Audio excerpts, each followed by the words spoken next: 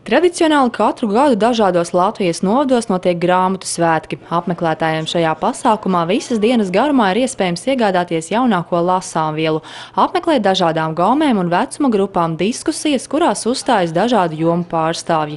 Kā ierasta tradīcija, katros grāmatu svētkos ir publiskā diskusija ar politiķiem, jo īpaši pirms vēlēšanām politiķu vēlme tikties ar iedzīvotājiem jeb potenciālajiem vēlētājiem ir liela. Tomēr Līvānos šajā reizē iedzīvotājiem nācās vilties. Visi pasākumu programmā ierakstītie deputāti nebija atraduši laiku, lai ierastos. Iespējams, tāpēc arī apmeklētāju pulks uz diskusijas beigām bija pavisam niecīgs, lai gan arī šādā skaitā sarunājoties neizpalika bez skaļākas vārdu apmaiņas. Lasiet pareizās grāmatas.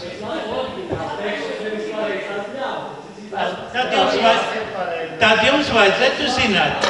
Tad mums vajadzētu noklausīties. Mums tagad profesori daudz. Tā kā diskusijā piedalījās labklājības ministrs, būtiskākie jautājumi, kas interesē iedzīvotājs, bija bezdarba mazināšana un cilvēku sociālā līmeņa uzlabošana. Mums ir jārada vide kopā ar pašvaldībām uzņēmēju darbības attīstībai, jo neviens uzņēmējs nestāv kaut kur pie robežas un negaida, kad kāds viņu paaicinās. Ir jādabūna vide, lai viņš nāk, lai viņš būtu ieinteresēts nākt šeit un kaut ko ražot. Ražojošs objekts dod mums riņķī apkārt vismaz 3 līdz 5 darba vietas citā nozarē. Ēdināšana, pieņemsim kaut frizēta un vienalga tas, kas ir pakalpojumu sfērā. Līdz ar to galvenais uzdevums mums valstī ir ražojošu objektu darba vietu radīšana. Taču, ko par politiķu atbildēm domā iedzīvotāji? Jāteic, cik cilvēku, tik dažādi secinājumi. Es ieguvu to, ka es sapratu, ka jābalsoja par Rubiku.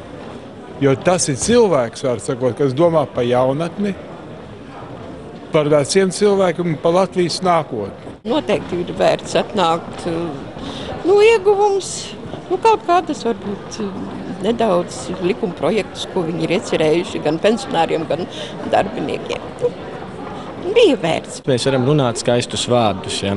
Mēs visi lietojam vārdu cilvēks, mēs visi lietojam vārdu godīgums, taisnīgums, jebkurš jums to pateiks, ja? Biznesa attīstība. Bet uz ko tas bāzējās? Jo katra dzīve ir kaut kā pamatā. Ja es lieku, pieņemsim, eksistenciālismu, vai es lieku Franču revolūcijas attīstītos augļus, vai es lieku to pašu marksismu ar visām tām sekām, ja?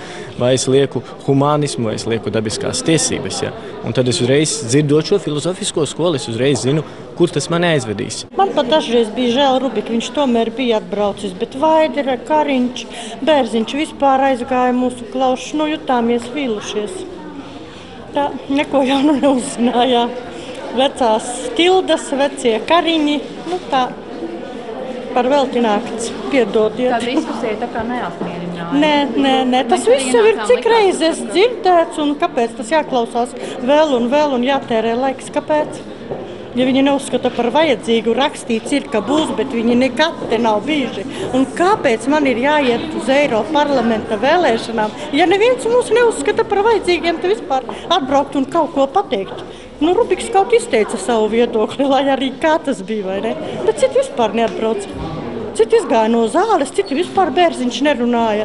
Lai gan šajās diskusijās nevien politiķiem ir iespējams tā teikt reklamēt sevi, bet arī tiešā veidā uzklausīt iedzīvotājus un viņu problēmas, un arī iedzīvotājiem ir iespējams dzirdēt politiķu domas bez televīzijas starpniecības, tomēr šoreiz diskusijas, tā teikt, sausais atlikums ir visnotaļ skarbs. Kāpēc mums jātērē laiks, lai skatītos viņu ķildās kārtējo reizi? Nospļauties gribas, piedodiet.